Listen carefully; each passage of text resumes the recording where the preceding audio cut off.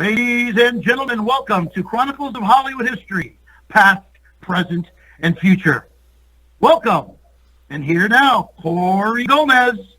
You know, I gave you credit. You keep in great shape. Well, you know what? For me, for a normal human being my age, 65, I'm probably in good shape. But, you know, for me, being in shape means fighting 12 rounds. And there's no way I could fight 12 rounds right now. Oh, I don't know about that. Well, it depends on who I'm fighting. No, I'm 46. I'm going to be 46 in a few days, and sadly, I'm slowly getting back into shape. Some injuries, some surgeries, so I just got cleared to work out again, not but a few months back, so I'm getting back into good trim there. That's good. I'm a firm believer of working out. You know, what do they say? If you don't use it, you lose it. Boy, I lost it. Well, then you can get it back. You just got to go a little bit of training, and you get it back. Yeah, see, at our school for Kempo, we don't do like we unfortunately here where I am, we have a lot of the quote-unquote McDojos that do like 20-minute calisthenics, 20 minutes of class, 20 minutes of calisthenics, like that. Where here, it's just kind of like, bow in, let's go. Bow out, you're done. There's no real warm-ups or anything like that. You just go right into combos. Huh. Well, you know, I've actually never trained at one of the MMA gyms. I've been to a few of them. I've seen them working out. And, you know, they just teach people how to fight. But there's a lot more to martial arts than just the fighting aspect. It's just one of the parts of martial arts. You know, it's basically the improvement of the whole human being is the goal. Yeah, when I did Kung Fu, we would warm up. That was sometimes the first, sometimes like 20 minutes were just burpees, eagle climbers, jumping jacks, push-ups, sit-ups. So by the time then you would go into, you know, learning the moves, you were gassed. Well, like I said, you know, there's more than just self-defense. You want to get in shape. I used to watch when I used to lift weights daily before I knew you shouldn't do it daily. I would always come home. When I was young, you know, before I was married or anything, I'd pop in, you know, whether it be Out for Blood or Lady Dragon, Kickboxer, like that, and I would just work out until the movie was over. Well, I'm glad it was inspirational then. Well, it was. So that's why I told my wife, I was like, every night we have to watch a 90s action movie from now on, and then I'll look just like I did when you married me in about 3 more months. Hey, that's a good goal. You know, I used to have to do these New Year's resolutions all the time, right? And I try to stick with them. But at a certain point, and I'm not sure when, I know it was in my mid to late 40s, I started doing them based on health. Because I thought about this. If your health goes, all the rest of it doesn't matter. It doesn't matter how you're doing in business or how you're doing in your career or monetarily. If your health goes, you're done. Yeah. So if your health is good, then you can work on all the other stuff. You know, your career and, you know, for me it was fighting and movies. That's basically been my 2 main jobs in my life. And as long as I'm healthy, I can do both. Before I had gotten sick, I was coming off an injury, and I had kind of became, not like buddies, but friendly, very friendly with Matthias Hughes, and I had asked him, I was like, would you mind giving me a few workout pointers? I got to get back to the gym here soon. And he called me and everything, and, you know, he told me, well, you ought to lift the weights this way or try it this way. And I was getting in real good shape, and then I just had some more bad luck hit me. But his advice was working. I was getting bigger quicker. Well, I'm sure he knows what he's talking about. I mean, look at the guy. He's still, have you seen him lately? He looks great. Well, we did the movie Showdown in Manila, but that was, gosh, I think that was 2015. Oh, he looks the same. Yeah, he looked good then. I mean, just not as bulky as he used to be, but I mean, a little trimmed down, but still much better shape than me. And I think he's in his 60s. I would assume. You know, I don't really even know how old he is. You know, actors don't ask other actors how old they are. You know, they're like secretive. I know when we saw John Wick 3, I noticed that Mark Dacascos looked a lot thinner. me he did that on purpose. He said Keanu was going to let his hair grow long and look buff. So he said, I decided I'd shave my head and look lean. Ripped. So, yeah, that was according to Mark Dacascos anyway, because I was with him right afterwards in Chechnya. When I saw Drive, there's once in a while I'll see a movie where I'm just like, wow. And Drive with Dacascos, that one really, that was a wow movie for me. I've not seen, gosh, I don't think I've seen any of Mark's movies. I don't think I've seen a movie. I need to watch him because he's a real nice guy, and I know he's good at them. I know they're successful. Yeah. But, even though I'm in the business of making action movies and stuff, I really don't, I'm not like a big fan of action movies. And when I quit kickboxing, I just stopped watching all fights. I realize I'm a selfish athlete. I only watch fights if I'm going to improve myself. Hey, that's... But once I retired, I had no reason to watch the fight. No, and I mean, if you're filming a movie all day, I'm sure the last thing you want to do is come home and watch a movie. Yeah, that's for sure. I will say, like my son's 10. This probably sounds weird, but like I let him watch everything. He's watched all the 90s action movies. He likes horror movies, so he's seen all the Freddy's, Jason, stuff like that. But I watched when I was a kid. I mean, I didn't mess. Well, maybe they did mess me up. I ended up being a fighter. But the weird thing is that when the martial arts kid came and I was like, I was like, is Cynthia Rothrock, Don the Dragon, and he knows who both of you guys are, and so we put it in, and I knew it was going to be like more of a family type movie, but I'm kind of like, well, this is so nice. I'm watching the R-rated when I'm a young guy, and now I'm older, more mellow, and I'm watching a movie with good fundamentals and everything with my son. It was something about it just kind of really just hit me in a good way. Over the top. There's no. I don't believe there's any blood. We didn't show any blood.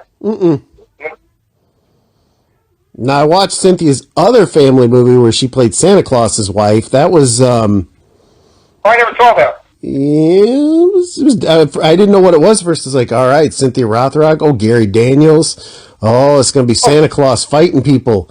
Yeah, there's no fighting in this movie. This is different. There isn't? Oh, wow, I didn't even know. I don't know anything about the movie. No, it's a straight family movie, but they had a corgi in it, and I have a corgi dog, so that was good enough for me.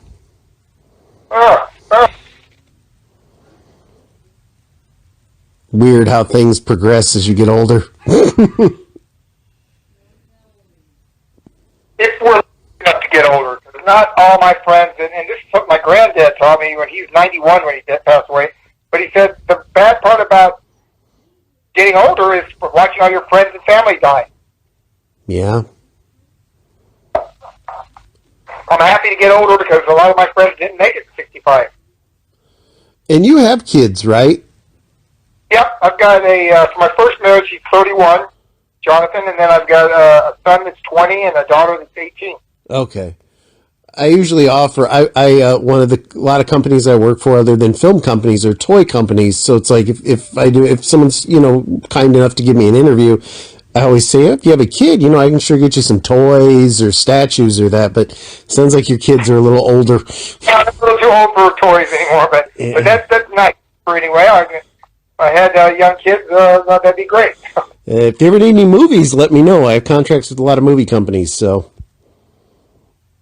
Well, like I said, I like doing fighting, but I'm not a big fight fan. And I like making movies, and I like, the business of it, but I'm not, I don't see all the action movies, and I don't see, I guess I'm not what you would call a big fan of even action movies. You, this is kind of more a question for me, because I had aspirations when I was young of being a fighter. I just lacked talent. But when I used to watch, like I said, I knew who you were before you did movies. When I used to watch you kickbox, I was really fascinated. Did you train yourself to be able to switch from left to right stance, or was it just natural to you? It was not a conscious thing, but here's the reason why I fought southpaw. Although Bruce Lee believed it is a theory, he believed you put your strong side forward. Mm-hmm. But I didn't do it for a reason. I have a very, all my life I've had bad vision in my left eye. I had astigmatism, really bad astigmatism. So if I fought orthodox, even though I'm right-handed, guys would hit me with right hand. But when I turned southpaw, that means my right eye, which was my good eye, was facing my opponent, and I got hit left. I could see better. So I did it for vision. That's why I fought right side forward, my vision. So I went back and forth. I would go orthodox because that's the way you're supposed to fight if you're right-handed. Did you have to train yourself to do that, or did it just come natural for you? I did it. I just naturally went orthodox and southpaw both. Because I always liked back then, it was just like most fighters would be like jab, jab, kick, kick, kick, jab, jab, like that. Where you seemed to jab, you didn't jab. Your kicks were your jabs. Yeah, my long-range lead weapon was my right leg. It was amazing to watch.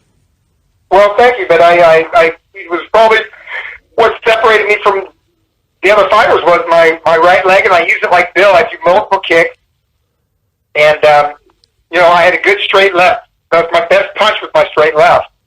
And even though they called me a technician, I got 48 knockouts. So the only fight you had that I was worried, was when you fought Maurice Smith. Well, that was a tough fight. Maurice was a tough guy. We fought to his weight. He was a lot bigger than me. He was probably 20 pounds bigger than me. He was a cruiserweight. He was a good fighter. He was a champion, cruiserweight WK cruiserweight champion, and I won his title because we fought for his title. And but I never defended it because I'm a 175 pounder. I'm a light heavyweight, so I just went down to my weight. But it was a tough fight for sure. Yeah, I thought he had you a couple times. I was like, oh, nope. I thought he had me a bunch of times. He did good in the UFC too. He transitioned pretty good. Yeah. Listen, they've had plenty of kickboxers go to the UFC. Plenty. Chuck Liddell was a kickboxer. Mm-hmm. We got kickboxers, but there's never been a crossover where a UFC fighter became a kickboxing champion. Mm-mm. Because they rely too much on the grappling. Well, I'll ask you this. Do you want me to start actually asking you questions that aren't just geared towards me? Yeah, you go ahead and ask whatever you want. Hopefully, I'll give a short, to the point answer. I hope. Well, I've got one question, and this nobody in the world would have ever thought of this, probably, but me. I really like Ring of Fire. I like the whole West Side Story meets Romeo and Juliet meets Kickboxer. Oh, that was exactly what it was patterned after. So you definitely got the message of the movie. And I like the fact, and I swear, I'm Roman Catholic, so when I say I swear to Christ, I take it very seriously. I watched it again a few weeks ago, and when I was done, I immediately logged on and ordered multiple pairs of Zubaz pants.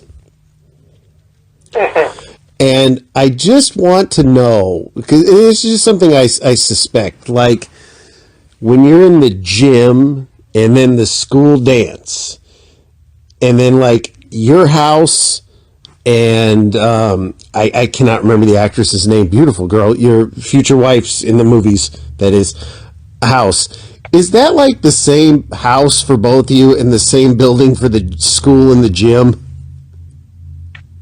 Shoot, you know what? I'm thinking about the locations that we used in Ring of Fire, and I think we never worked in a studio. They were all actual live locations. So nothing doubled as anything else. Everything we went to was a real location. You know what I mean? Yeah. I've done plenty of movies where all the locations are in one thing. Like you go to one bedroom and then you go to the next warehouse, and the living room is in there, and you go. Sometimes you shoot all the interiors in a one location studio. They just rent it and then they dress it. They have set decorators and stuff. But I think Ring of Fire, they used actual locations. It was the first one. They had never made a martial art movie. This company, PM Entertainment, and it was their first martial art movie, so they didn't want to invest a lot of money into it, and they did it. Yeah, basically with live locations. We didn't build sets or anything. I'm sorry. Hang on one second. Hey, buddy, can you not scream? Sorry, my son's playing Fortnite and he gets overly loud. Oh. How come Gary Daniels had such a small part in that film? Because I think he had never acted before. I think that he got a SAG card in that movie. Oh, that was the first. He was another one I'd seen fight, but I think that was the first time because I was like, it's Gary Daniels. It was just kind of like that. Oh, he's gone. He was like an amateur kickboxer, I think. I don't even know if he went pro. Not sure. He had quite a few fights toward the end, didn't he? Have he was in the 40s or 50s for fights, wasn't he? I don't think so. To my knowledge, as I'm recalling him, I don't think he had that many fights. Oh, I could be wrong. Now, I liked how Ring of Fire. I forgot your character's name. I'm very sorry. I know you were a doctor. You played the same character in Ring of Fire 1, 2, 3. Yeah, Dr. Johnny Woo. Johnny Woo, thank you. Now, when you did, and I'm assuming, and I kind of want to know if this was just a Roger Corman marketing trick. Bloodfist, you were Jake. Bloodfist. Well, Jake was the first two of them. And then you were someone different in every movie, but they were still Bloodfist.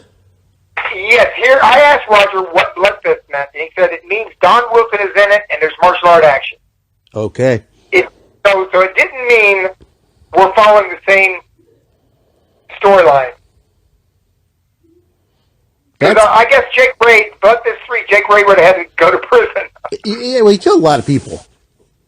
The truth is, when I think back to all the Bloodfists I made, they could have all been Jake Ray, just about. Yeah, I mean, like, you go to prison in 3, then you get out and you become a repo man, and yeah. He could have gotten a job. Remember, maybe you started off with the only job he could get as a repo guy because he'd been to prison. Mm-hmm. It was Bloodfist 3.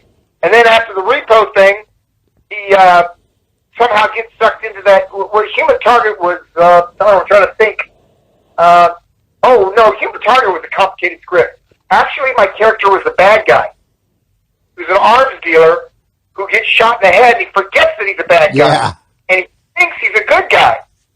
He gets told he's a good guy, and that was the basis of the movie, was that he thought he was a good guy. And so because he thought he was good, he became good, and all the qualities of fighting and everything that he had when he was bad, all worked out good for the movie. My friend Chris and I, we're very partial. Our favorite is 3, where you're in prison. That's our favorite of the. Is there 9? Well, it's the best script because it was about racial problems. They're black and white gang and they're fighting, and then you get an Asian guy thrown in the middle of it. So it was a good script. Now I'm a huge fan of Black Belt with you and Matthias Hughes.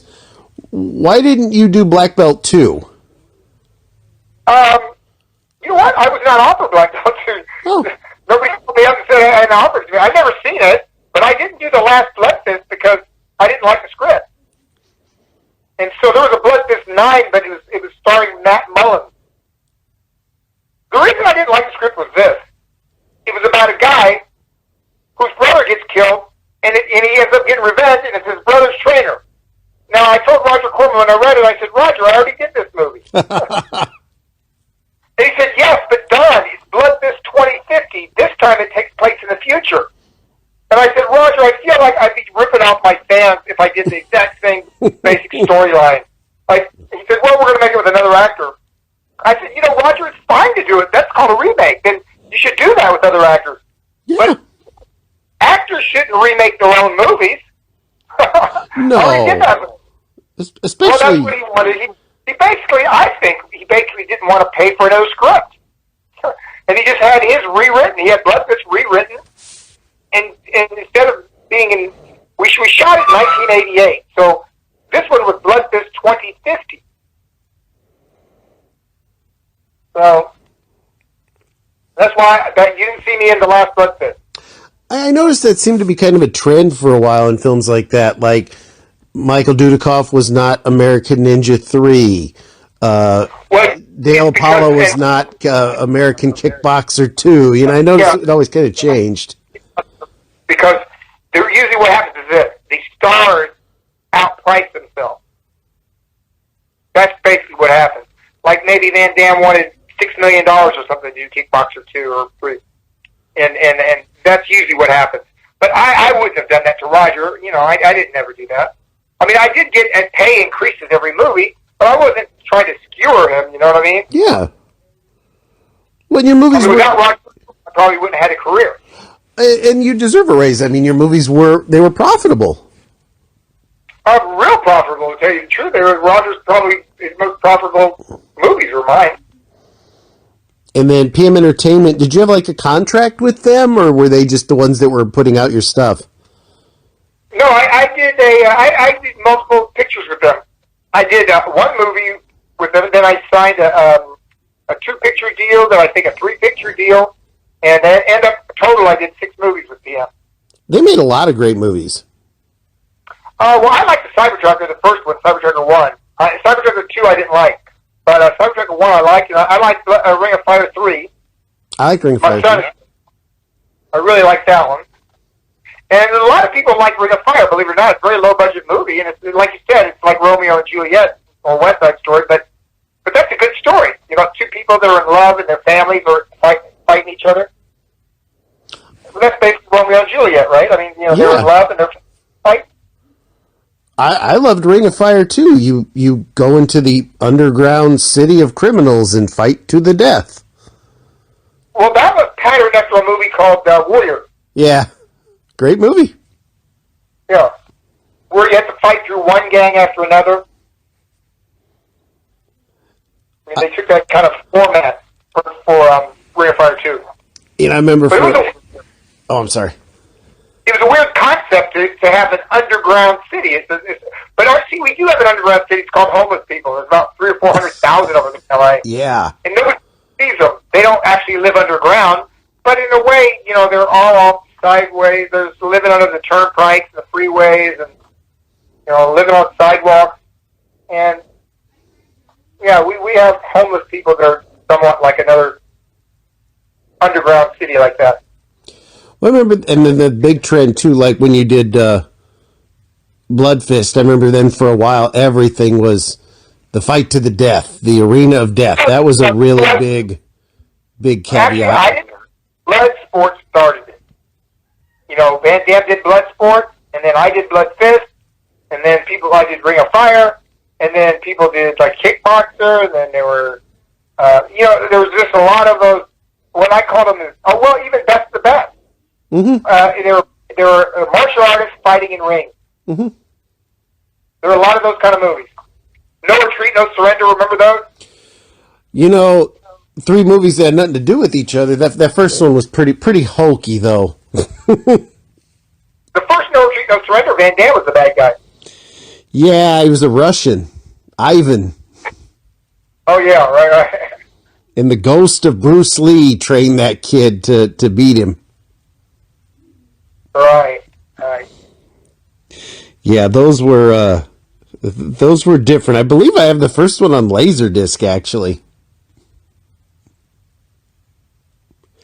I don't remember those. I don't know. Somewhere I probably have those Laserdisc things stored somewhere. But I don't have a player anymore, so I don't. Or maybe I do have a. Maybe the player's stored. I don't really know. You know, my garage is full of stuff over here. Anything could be in there. What was the? Now I know you were a fighter first. When the acting came along, did you ever like have aspirations in the back of your mind? I want to transition from fighting to acting, or was it just something that kind of happened? No, listen. Chuck Norris was going to my fights in the '70s, and he was doing movies at the time. And it was Chuck Norris that suggested when I'm ready to retire to move out to L.A., get an agent, and take acting lessons, and see if I can have a second career.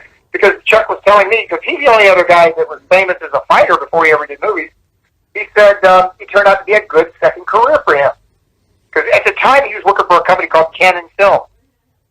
And if you remember, you know, they were doing a lot of, they did Bloodsport.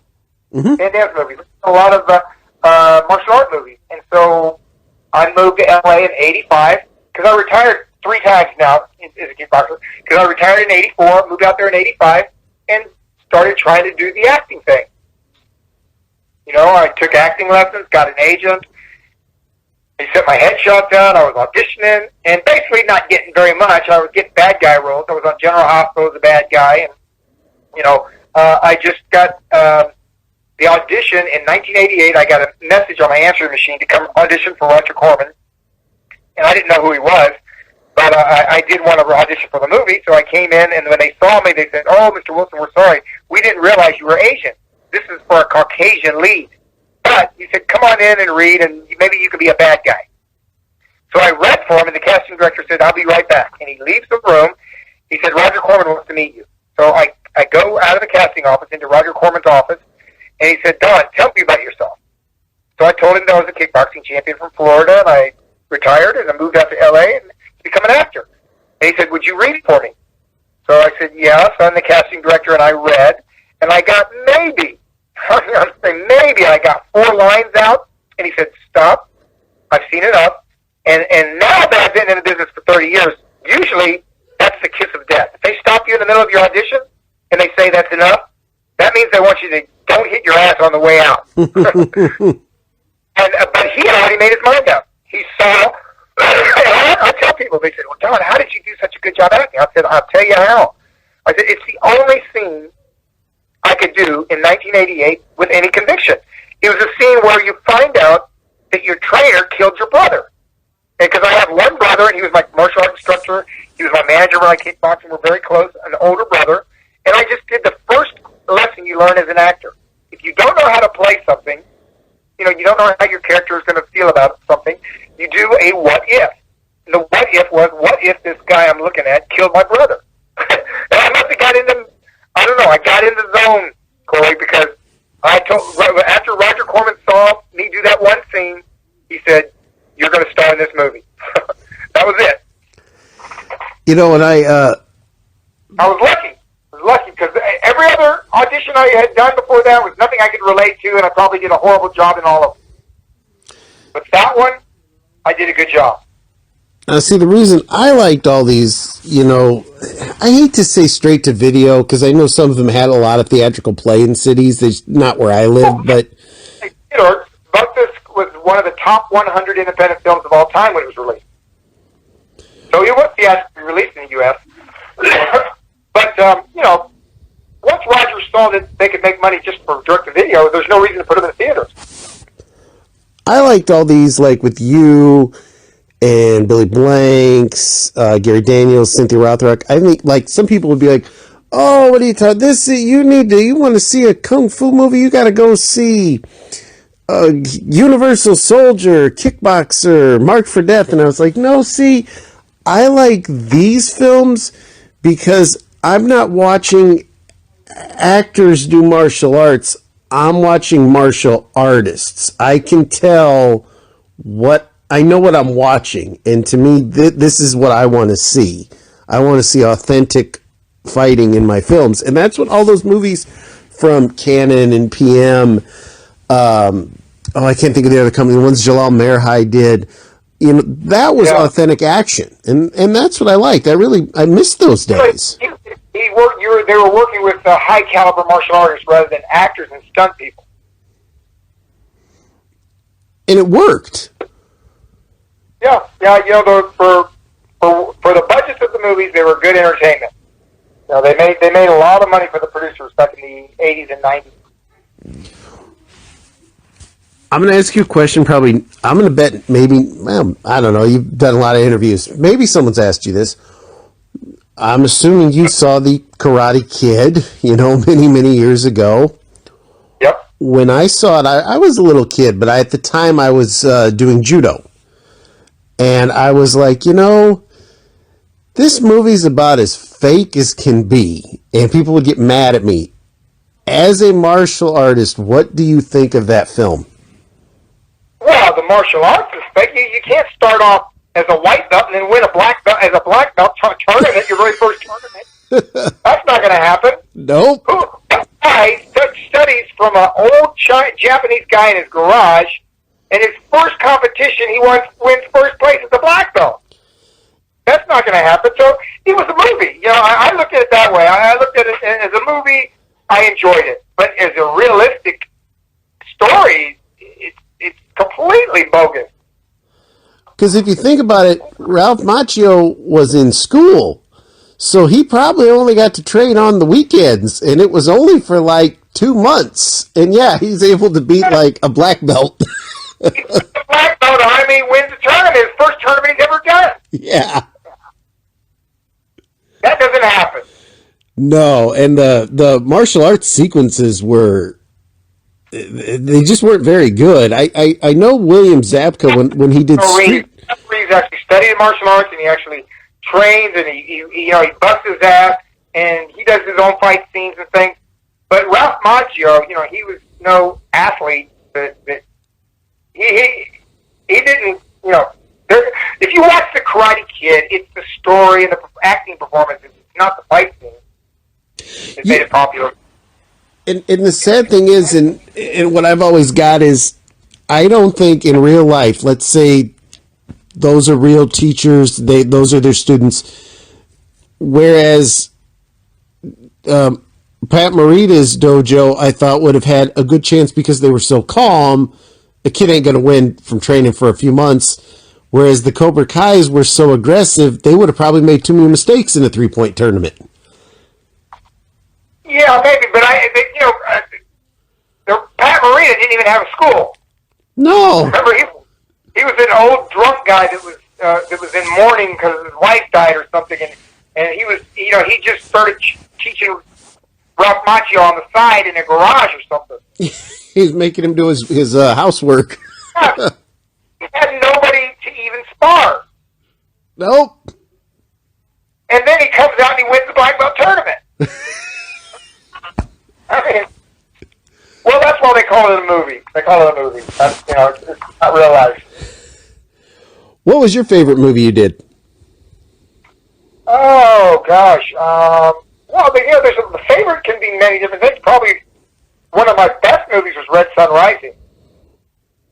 The story was about a guy whose partner gets killed, and he follows the guy that killed him to America, and then ends up fighting. He's got the death touch. I don't know if you ever saw Red Sun Rising, but all these movies are on YouTube now. You can just look up, just go Red Sun Rising YouTube, and you can probably watch it for free.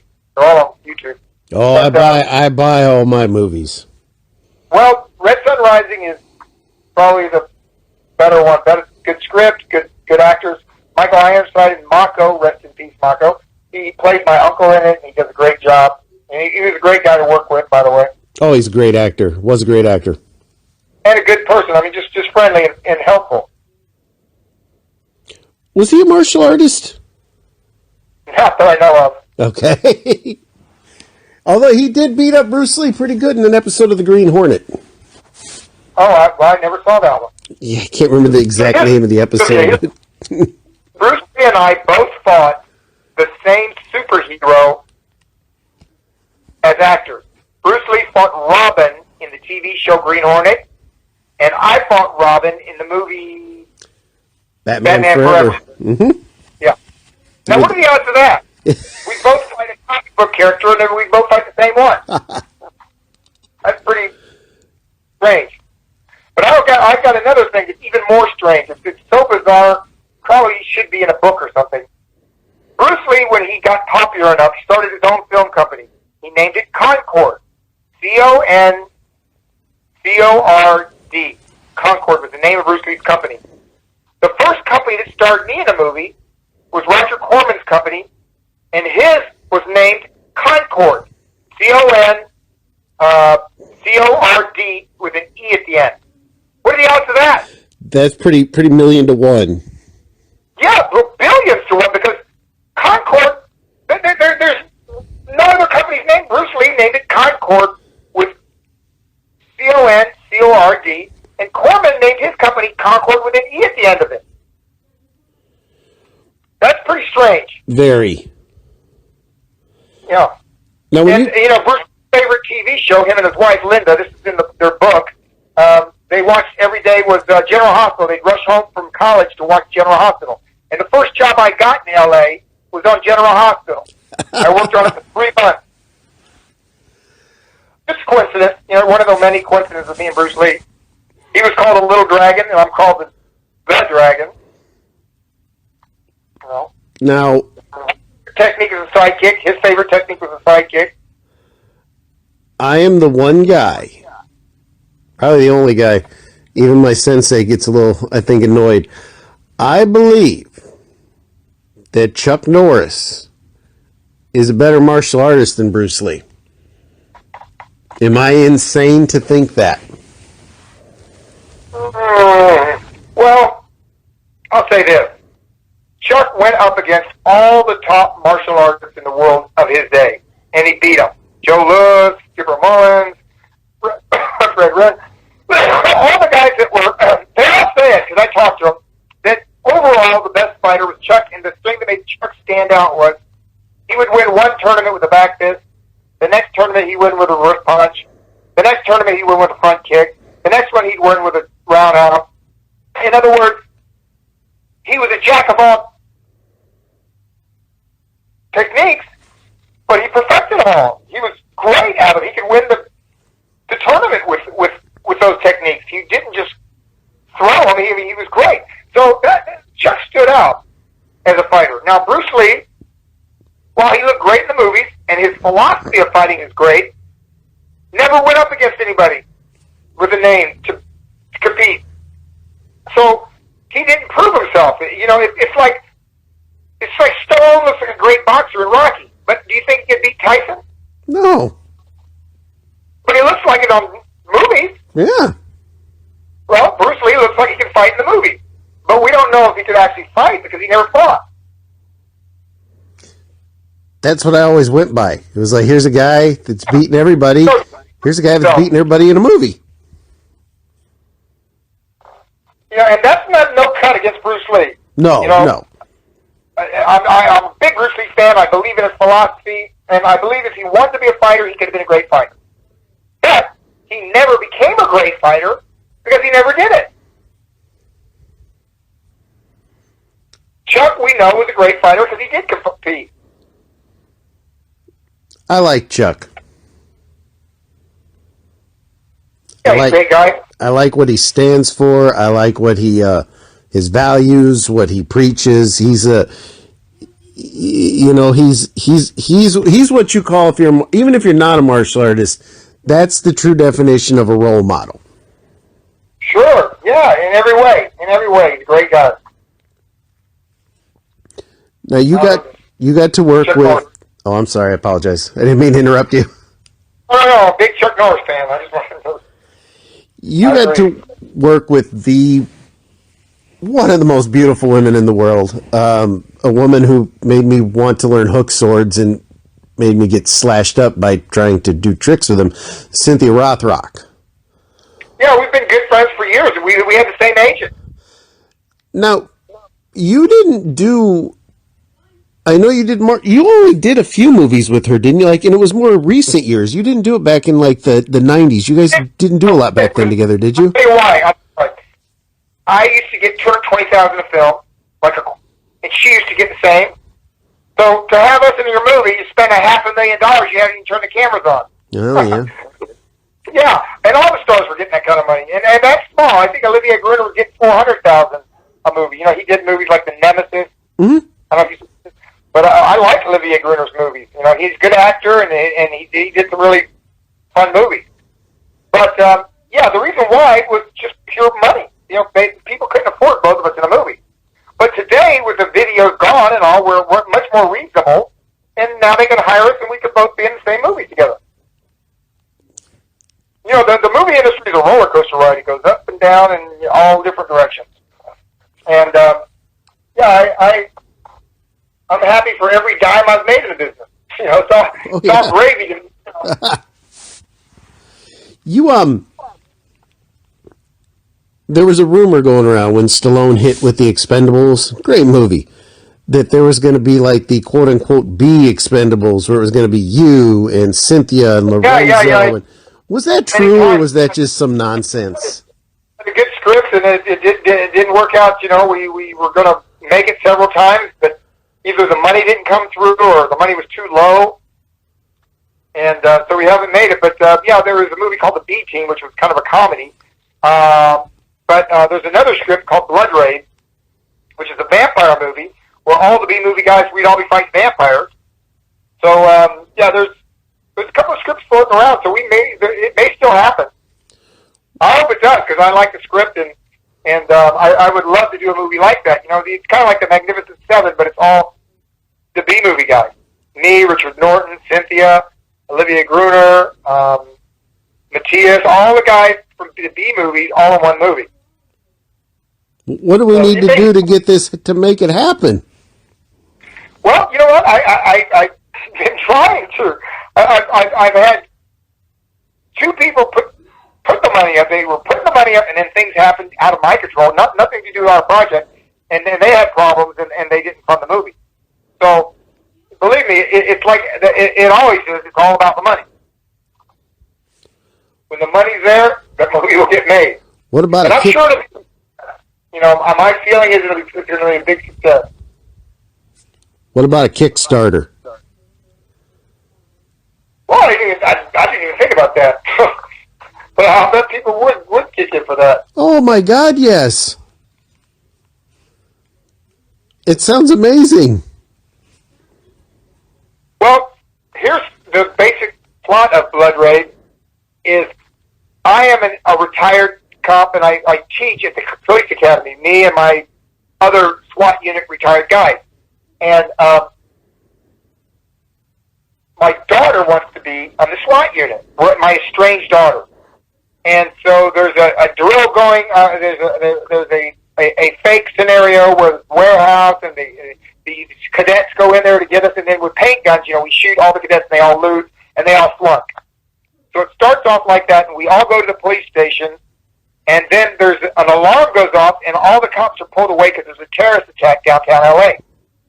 Then, when all the real SWAT guys are down there taking care of that, and all us retired guys and cadets are sitting in the briefing room, a call comes in that there's a bank robbery in progress, and hostages taken.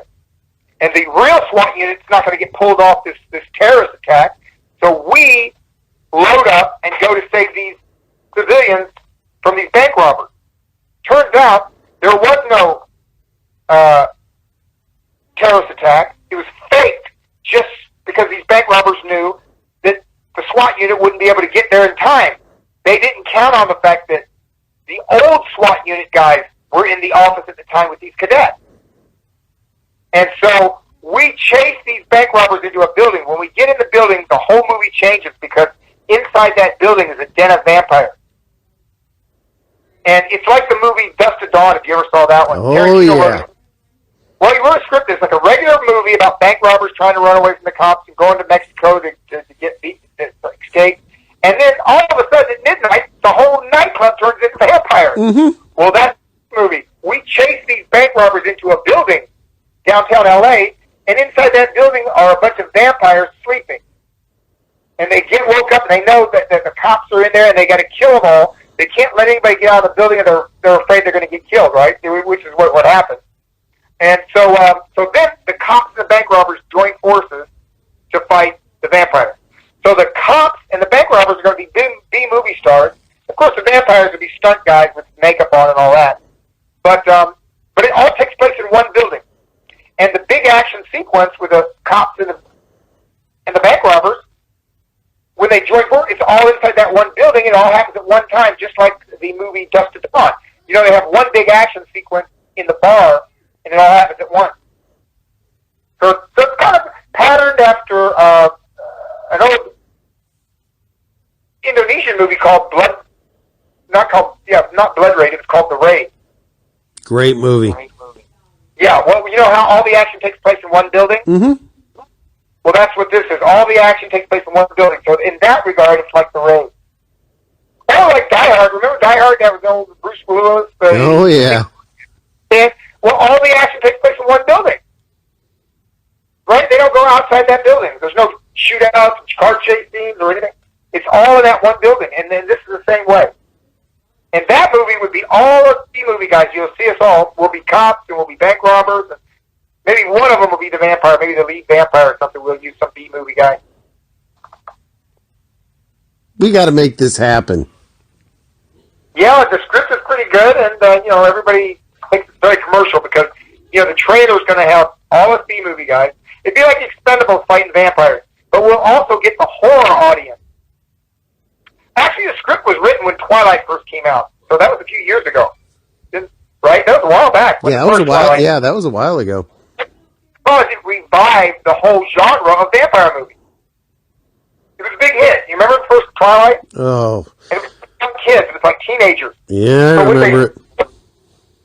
They figured that teenagers would come to this vampire movie, and all the old B-movie fans, like you, would see it because all your B-movie guys are going to be the stars of it. Yeah. Let's get a Kickstarter. So if it gets green-lit again, if some producer says he'll make it, I'll call you and you'll get the first story on it. Oh, let's just get a Kickstarter going. Yeah, well, that's another way to do it. Yeah, let me talk to some people out here about that. My brother called me up one day. He was doing the martial art kid, and he'd raised money to shoot it here in L.A., and then he calls me up and he says, hey, can I use your Facebook page? And I said, why? He goes, well, I would like to take the cast and the crew for 1 week to Florida to shoot exteriors and shoot a few scenes with the actual cast. And I said, James, nobody does that with B-movies. We just fake it, Florida. Just send the director of photography and the director, let them shoot the exteriors, and we'll just fake it, Florida. We'll shoot the whole movie here in L.A. And he said, no, I want to actually take the crew there for 1 week, and it's going to cost $150,000. Let me use your Facebook page. So I said, well, what are you going to do? He said, there's a thing called Kickstarter, and we can raise money. Mm-hmm. And I said, James, nobody's going to give you money. I've been in this business for 30 years. People invest money. They're going to give it to you. He goes, well, try it. 30 days later, Corey, he had $171,000 in his bank account. Yep. From Facebook. 171. He asked for 150, but he got 171. And we all flew, and we were all, first class. We did great hotel, great food. We went in luxury for 2 weeks in Florida. And that's where he did the martial art kids. That's where we shot a lot of stuff right on location in Cocoa Beach because he got that money through Kickstarter. How much do you think the B-movie vampire would cost? When you say we could do it, we might be able to do it. On my Facebook page, it'll show that because there's some artwork that's already been made and things, that we can show some excerpts of the script, and it's a pretty cool movie. The way the story works and everything. I think the fans listening can make this happen. Yeah, we tell them that all the B-movie guys are going to be in there. But would Mateus be a bad guy again, or would this be his chance to be a good guy? I'd make him more of the good cop. Okay. That poor guy's the bad guy at everything. No, we make him one of the big ones. I don't think they allow cops to be that big, do they? I've never seen one in my life. A cop as big as Mateus. No. Well, Dolph Lundgren in Showdown in Little Tokyo. Yeah, he's big. Yeah. Brandon Lee looked like a child next to him. Well, I've met Dolph. He's big. He makes us all look small. I liked, I've never met him, but I've always liked him. I thought his martial arts for a big guy, he moves good. And he's got he gives speeches, those TEDx speeches, because he was abused by his father, physically abused. And that's why he studied martial arts. And, it helped him get over that, physical abuse that he got when he was a young kid. He was, I think the first time I liked his Punisher movie a lot. Everybody that's on my website, we love that film.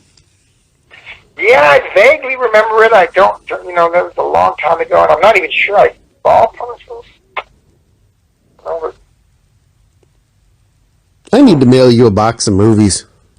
Yeah, I'm in the B-movie genre, and I make a living doing it, but I'm not that educated as to the business I'm working in, for God's sake. I should at least track of what people are doing. When you and Cynthia, your chemistry was great, and I know she said you'd been friends for a while. I've been friends, yeah. That's not a hard thing. But listen, we had to fight each other to the death in Death Fighter. Yes. What's it like fighting her? Was she easy to work with as far as like your scenes together and the fighting sequences? Yeah, she's great. She's great. She's a professional. She's been doing it longer than me, and she grew up in the Hong Kong, which is a lot rougher than we do it in America. A lot more contact, and there's no such thing as stunt double. You do your own stuff. When I first saw her in some of the Golden Harvest films, and I felt bad for her, like I really did, because it was like, I know this is a movie, but you're not going to convince me this poor woman to just not get kicked full force in the stomach. She's got to be in some serious pain. They pad up, though. They will pad up. They'll put pads on, but you get thrown and busted up. Yeah, she got a lot of injuries. Jackie Chan's probably broke every bone in his body, he claims. I have no doubt. Oh, yeah, I've seen some of his, like, the outtakes they show of, like, his stunts and that. Oh, he's got a hole in his head, I think, from the Project A when he fell off that roof. I wouldn't doubt it. The first time I saw him, I was amazed. I never saw anyone like that. Who is your favorite, other than yourself, who would be your favorite action movie star? Oh, gosh. I like The Rock, tell you the truth. Because he's funny as well as does great action, and his acting is good. And he's one of my favorites. I like watching The Rock movies. A favorite movie of mine, actually a top 20 favorite, not of action, just in general, is Whatever It Takes. With you, Andrew Dice Clay, who I like Andrew's films, and Fred the Hammer Williamson, who's I'm just in awe of him. Yeah, Fred, I've done a couple of movies with Fred, and he's a real nice guy. I thought Fred gave you a little too much in that last fight, though. We had a stunt double look just like him. He shows up on the set, he goes, send the stunt double home. I do my own stuff, I don't want anybody doubling me. And so we said, okay, well, because we were showing him respect, we didn't want him to have to hit the concrete, which he did, over and over. But he put knee pads on and hip pads and stuff, so he could do it without getting bruised up. Yeah, I enjoyed that film a lot. You had humor. The three of you guys had great chemistry together, too. Well, thanks. Well, you know what? Nobody was doing movies about steroids. Think about it. It was all about cocaine and heroin and all that. Nobody did an anti-steroid movie. And the FBI statistics at the time were 1 in 10 high school athletes were on steroids because they wanted to get into college. So they estimated 1 in 10. And so steroids is a really abused drug, but you never see anybody going to jail for it or anything, you know what I mean? Yeah, nobody was anti-steroids back in those days. So I liked the script. That's why I did the movie. I mean, I liked the fact that it wasn't just another cocaine movie. Because I've done those, where the bad guys are selling drugs, and it's always cocaine. Were you ever offered a movie that you read and you were just like, other than The Last Bloodfist, and you were just like, not so much like, oh, I don't like this, it's stupid, but like it offended you in a way where I'm not putting my face on this? Oh, you know what? I can't say I was offended, but I read a lot of scripts I didn't think were going to be successful. I didn't think they'd be commercial. And so I turned down, turns out, I turned down more offers than I've done. And I've started 30 films. I've turned down a lot. And, Chris Penn was my best friend. He's Sean Penn's younger brother. Mm-hmm. Rest in peace. But Chris Penn was my, mentor in the business. He said, Don, don't get excited when people offer you a lot of money for a movie. And I said, why? He said, because it works this way. The more money you get offered, usually the worse the project is. Because the really good scripts with good directors and good producers, they don't need to offer actors money. The actors all want to line up and work with the director and the producer. But he said the worst stuff is what offers the most money, and he was absolutely right. In every case, I found that out. The bigger the budget, the more money they offered me, the less I liked my role, my character, the script. The producers back. Other movies didn't look that good, and he was right. They offer you the money because if they didn't offer you the money, you wouldn't do the movie. Now, Redemption, the one you did with him, that was a great movie. That was almost more dramatic, in my opinion. That was written by the same guy that wrote Whatever It Takes, Jack Capici. And he passed away. He died of a brain tumor. Actually, the tumor didn't get him. He had an operation, and while he was in rehab, he had a blood clot, and he died. Oh. Yeah. One of my really good friends, and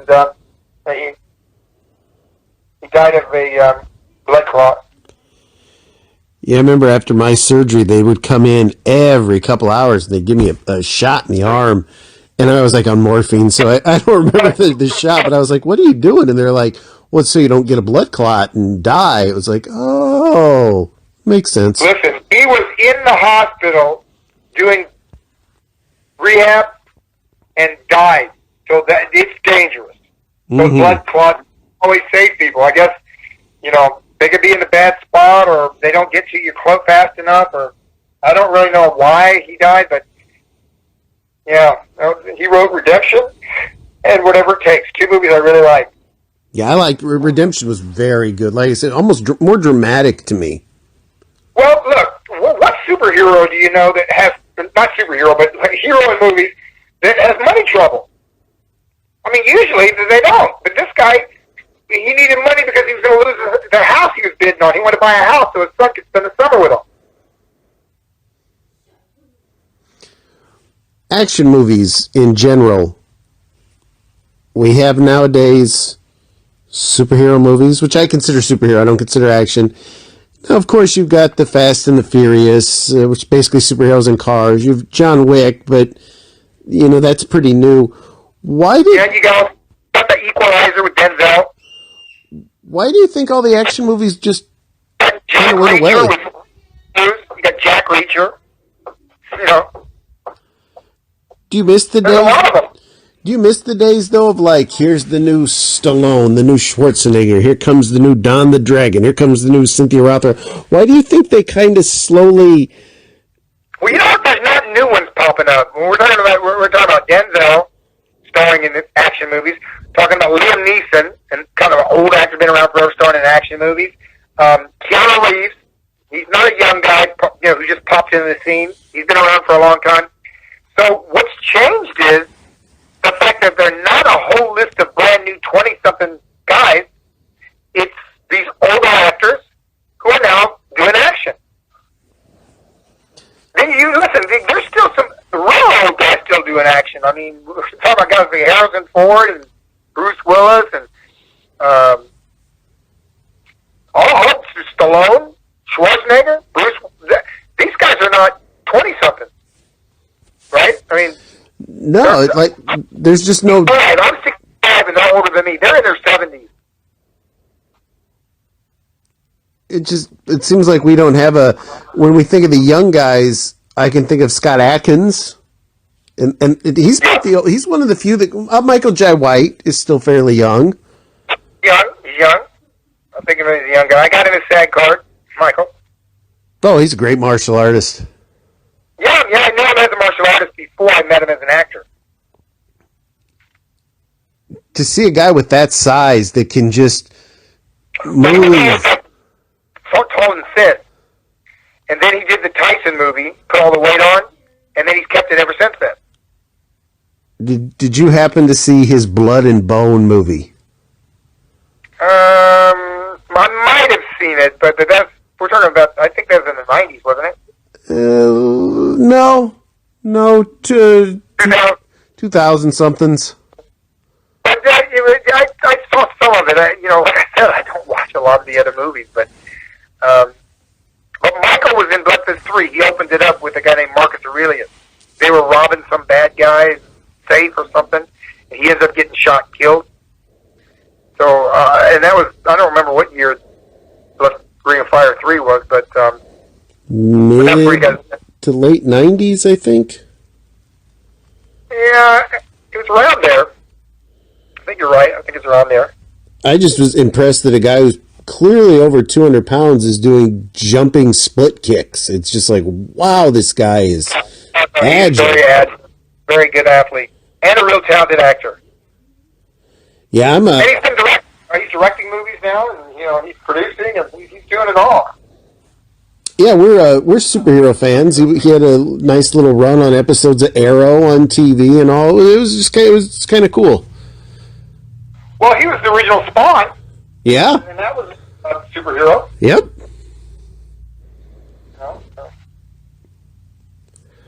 I'm kind of. I mean, I talked to you yesterday. I'm kind of. I really. Friday night. I'm assuming you lead a much more exciting life than me. This has been a real honor. Like I said, I was a huge fan of yours as a fighter, a huge fan of your martial arts. The movies actually, I'm a huge fan of the movies, but they came third. For interviewers, because most of them don't know anything about my fight career. Literally, they're involved in the movies, and that's really all they know about. They didn't even know that I was a real world champion long before I ever did movies.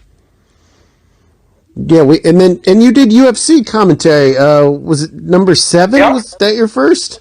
Well, no, the very first one, they asked me to do it like from the very beginning, but the first one I witnessed, they called me to come watch the third one. And I watched it, and I realized it was safe, because if things start going bad, you can just quit. See, I didn't know that. I thought they had these guys with no weight divisions. I thought there'd be a guy 180 pounds fighting a guy 220 and just get crap beaten out of him. But when you can just quit, well, then that's the safety factor. Because, boxers can't quit and kickboxers can't quit. If we do, we'll never fight again. If I get kicked hard and I go, hey, hold it, I'm going home. I quit. I'd never get paid by a promoter to fight again. No. But UFC, if things go bad, you can just tap out. You just quit. And there's no shame in it, which was good. That's why it was safe. Did you get the itch to maybe step into the octagon there in those early days? Supposed to fight Hoist Gracie. Because I didn't want to enter the octagon. I have to fight 3 guys in one night. I wanted to go right to Hoist and just fight Hoist. And they said they would promote it. So they said, come and start announcing, and we'll set the fight up. So I announced like 3 or 4 shows, and I said, hey, when are you going to set the fight up? And because what I told them was I wanted 20% of the growth. And they agreed. And then when it got down to it, they said, Don, we really don't want to start giving percentages. Because what they had was, back then, Corey, they had 8 guys fight for $50,000. And only one of them is going to get the $50,000. Mm-hmm. So you got 8 guys. They have what they call appearance fees. They pay them like $2,500 to show up. So it was really a cheap show, and they were pocketing a lot of money. Now, by no means would I call it. I'm not going to say it's fake, because it clearly wasn't fake, but. Oh, no, it was not fake. Everybody was trying their best. The brackets seem to really be set up for certain people to be victorious. No, he was Hoist's brother was the matchmaker. So he knew he didn't want any grapplers. When they started getting, like, the last fight that Hoist had, first of all, the very last one, Matt Hughes just knocked him right out. Oh, that was the one pitiful. He fought Shamrock, and it was the draw.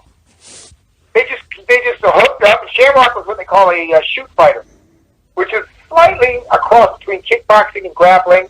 It was not completely MMA rules, but it was almost, but it was good enough for him to have a draw with Hoist.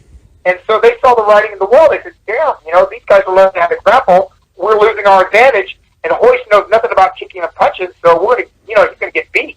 Yeah. So Gracie pulled out of the UFC. And the next time Hoist came back, he got knocked right out. Oh, it was almost sad, because Matt Hughes is primarily just a wrestler. A wrestler, and he's at his prime. And Hoist is kind of older, and he's not used to dealing with a guy who knows something about grappling. He just passed Hoist's guard and just pounded him out. They call it ground and pound. He didn't submit him. He just got, he was a wrestler. He knew how to take him down and get past his guard. And then he just threw a succession of really short right hands and knocked Hoist out. Do you still follow the sport? No, not really. I don't watch. I can't remember the last one I watched. I watched Conor McGregor fight Khabib. I was in Russia, Moscow at the time. And I didn't know both fighters, but I knew a little bit about them. But I watched the promo, and I said to the Russians, they said, what do you think, Mr. Wilson? I said, well, I'll tell you what. If they stand up on their feet, Conor McGregor's got the advantage. But I said, I think this Khabib's going to take him down and choke him right out, which is what happened. I'm not a McGregor fan. Don't like the attitude. He's an amateur boxer, and the fight with Mayweather. I was with Mayweather last year, or was it last year? Year before last. Anyway, we were in Chechnya together with Mark Costas. I think I told you. And Mayweather, it was a fake fight. He knew he could knock him out at any time he wanted, but he wanted to carry him, let it be respectable, and then knock him out at the very end. Because McGregor was an amateur boxer. That's his start in martial arts. He was an amateur boxer. And then, not a great amateur boxer, just an amateur boxer in Ireland, that's all. And if Mayweather wanted to knock him out, he could knock him right out. But he wanted to put on a show because he wanted to make that money, which I don't blame him. He made $200 million on the fight. Yeah. McGregor made $100 million. That's not bad. Do you think that Steven Seagal was really instrumental in Anderson Silva's training? No, of course not. To train a few times and say, I showed him the front kick. You learn the front kick when you're a white belt. Yeah, that is one of the first kicks. They showed him how to throw a front kick. Seagal didn't show him how to kick. He said, I taught him that technique. Please. But Seagal's a goofball, man. I met him twice. He's shameful because he has no self-control, and he does that thing, he puts, women in bad positions if they want to work in his movies, and, he didn't show Anderson Silva anything. Well, because Silva's a Thai fighter. I mean, he's 100% Muay Thai. That was a front kick, right? Yeah. When he went, he had a front kick, knocked him out, and then Seagal said, oh, yeah, he used the technique I taught him. Please. And then they did a Budweiser commercial in I can't remember what country.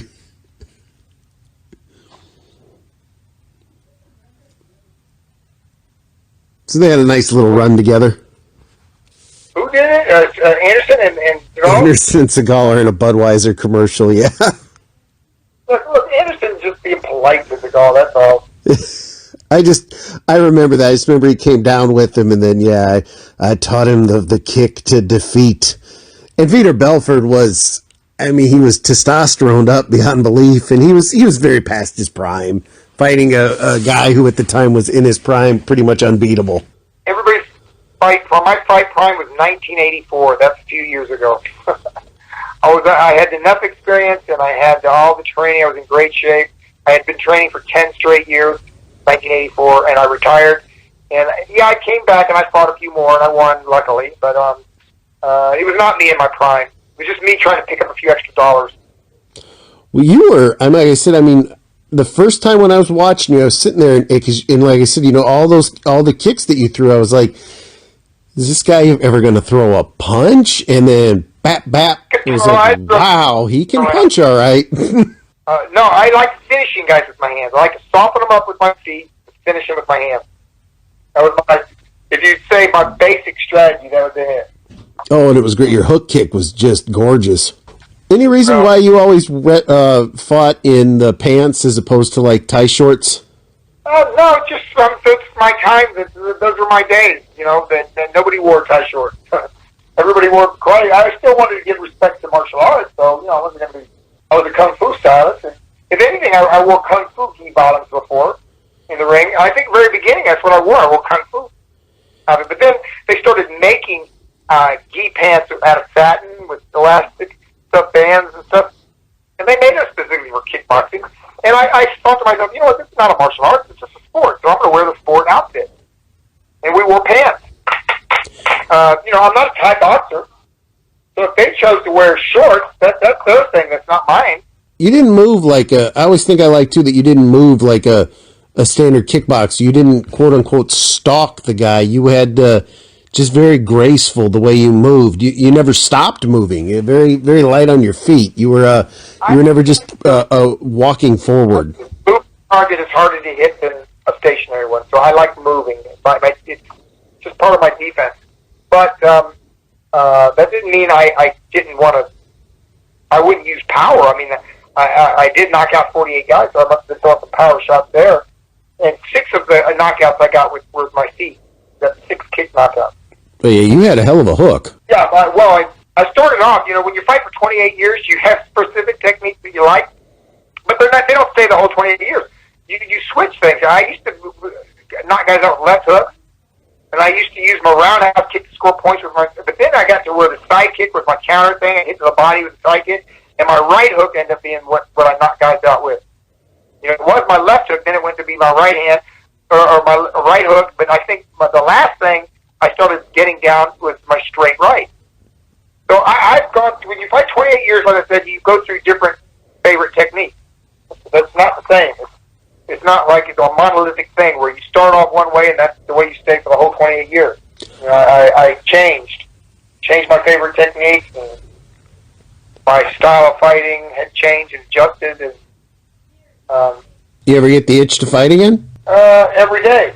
Every day. I won't keep you. I want to thank you so much. My pleasure. I really want to make this Vampire B movie happen. Oh, well, you might be the stimulus to do it. Help talk about it, you know. And I didn't even think about that to see if there was interest, because the interest, if we can get some interest on Facebook and people start donating, we get a number of people to start backing it. It's easier to get an investor to say, okay, you know what? I'll give you matching funds. Matching funds are really in Hollywood the easiest way to get funding. Like if one person puts up $250,000, another person will come and say, okay, I'll match those money, because they basically split the risk. Do you know what I mean? Mm-hmm. Going into the one guy putting his whole $500,000 in, between the two of them, I might be able to make the movie. I'm confident that and by we, I mean the action and horror community, I think that we can get this done. Well, you know what? Let's think about it, and I'll give you a list of potential actors, and maybe you can give me some input on which ones you think we should use, which we shouldn't. Because I'll use everybody if they'll be in it, and nobody's going to get money coming into a project. What I'll do is I'll have what they call back-end deal, and once we break even, whoever puts the money up, once he gets all his money back, then we can all start splitting the profit. Because then you're in the profits, right? And, if we end up spending $500,000 on a movie, which you can make if it's one location. If we had to move all over or we had to build locations and stuff, it'd be too expensive. But if we can make a one-location shoot where all the action takes place interior in one location, we can, make the movie look really big budget and make it for $500,000. Now, if you need a henchman number 3, I'm your guy. But you might get shot, you might get killed and knocked out, blown up by eaten by a vampire. Well, I don't know what's going to happen to you, Corey, but if in a Don Wilson movie, you end up getting killed usually. See, I always have to be the henchman. I'm not good enough to be a heavy, but I could be a henchman. I don't want to lock you into one role. We don't know what we're going to do. Maybe just be a good guy. Who knows? This could have to be the mayor of the play or something. You never know. This could be the Night Hunter sequel. Yeah, well, you know what? There would have been a sequel, except Oshok, the producer of it, with big budget movies. I mean, he raised $250 million to make movies, so he's not doing those low budget movies. He's not going to do a sequel to a low budget movie. No, I like Night Hunter. It was a fun movie. I liked it, and that was the first movie where a guy fought vampires. Yeah, a martial arts against vampires, because it was before Blade. Oh, much before. Yeah, but Blade was Wesley Snipes' movie, fighting vampires. But Night Hunter was before Blade. That was when you had the long hair phase going. I did that because the director told me. He saw The Crow, and he liked that look. And he said, Don, you got to grow your hair long. I said, well, just get hair extensions. He goes, no, I don't want to use hair extensions. He said, they always look fake, and they start falling out and everything. He said, no, I want you to grow it. So the director was willing to wait. And I don't know how long it took, but, it took at least a year, because he saw it was long hair, man. It was long. And I usually keep my hair short. I keep mine bald. It was not a fun thing to have long hair like that, man. Believe me. Yeah. Once again, seriously, thank you. This really is a dream come true. I'm not even joking. My pleasure. Thanks. Bye. Bye. Thank you for your time, ladies and gentlemen. You have been listening to the Chronicles of Hollywood History. Thank you from Gomez Richmond Productions.